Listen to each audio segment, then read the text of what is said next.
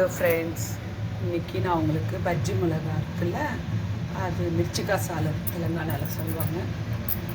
அது மிளகா குழம்பு பண்ணிப்பேன். மிளகாவை கட் பண்ணி வச்சுருக்கேன். தயிர் வேணும், தனியா, வெள்ளை எள்ளு, வெங்காயம், பச்சை மிளகா பேஸ்ட்டு, இஞ்சி பூண்டு பேஸ்ட்டு, கொஞ்சம் வெந்தயம், கொஞ்சம் சீரகம், கொஞ்சம் வேர்க்கடலை, கொஞ்சம் ட்ரை கோகோனட்டு, கொஞ்சம் புளிக்கரைசல் கரைச்சி வச்சுருக்கேன். இது எல்லாத்தையும் நான் வதக்கிட்டு, ட்ரை ரோஸ்ட் வதக்கிட்டு நான் காமிக்கிறேன். அதெல்லாம் தனித்தனியாக வதக்கினாலும் லேட் ஆகும். ஸோ நான் வதக்கிட்டு உங்களுக்கு காமிக்கிறேன். வேர்க்கடலை ட்ரை ரோஸ்ட் பண்ணிவிட்டேன். இதை ஃபஸ்ட்டு வறுத்து எடுத்துக்கணும். நெக்ஸ்ட்டு எள்ளு வறுத்துக்கணும். எள்ளை வறுத்து எடுத்துக்கணும்.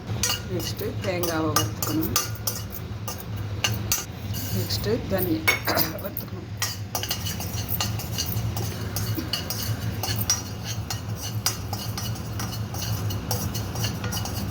நெக்ஸ்ட்டு கொஞ்சமாக ஆயில் விட்டு வெங்காயத்தை வதக்கிக்கணும்.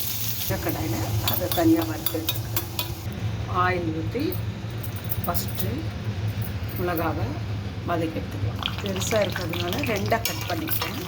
நல்லா சுருள வதக்கி எடுத்து வச்சுட்டு காமிக்கிறேன். இருங்க, நல்லா சுருள வதங்கணும். மிளகா வதக்கி ஒரு பிளேட்டில் எடுத்து வச்சுக்கணும்.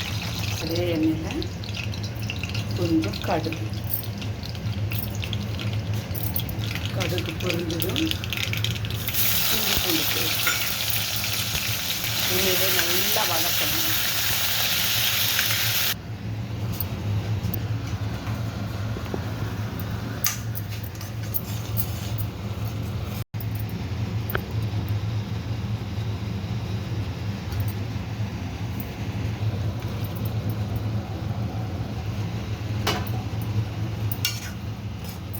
மிளகாவை போட்டு நல்லா வதக்கணும்.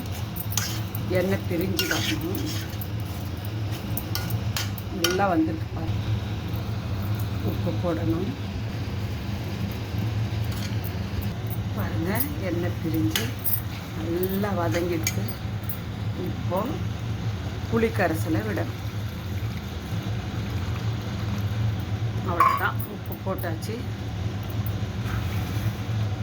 நல்லா கொதித்து வரட்டும். கொதித்து வந்ததுக்கப்புறம் கொத்தமல்லி தூவி இறக்க வேண்டியது தான். கொதிச்சதுக்கப்புறம் காமிக்கிற பாருங்கள். ட்ரை பண்ணி பாருங்கள். சப்பாத்திக்கு, வெஜ் பிரியாணிக்கெலாம் ரொம்ப நல்லாயிருக்கும். ட்ரை பண்ணி பாருங்கள். ரொம்பவே டேஸ்ட்டாக இருக்கும். 2 நாள் ஆனாலும் இது கெடாது. ஏன்னா தக்காளி இல்லைல்ல இதில். ஸோ வெங்காயம்லாம் நல்லா எண்ணெயில் வதக்கியிருக்கேன். ட்ரை பண்ணி பாருங்கள். லாஸ்ட்டு கொத்தமல்லியை கார்னிஷ் பண்ணி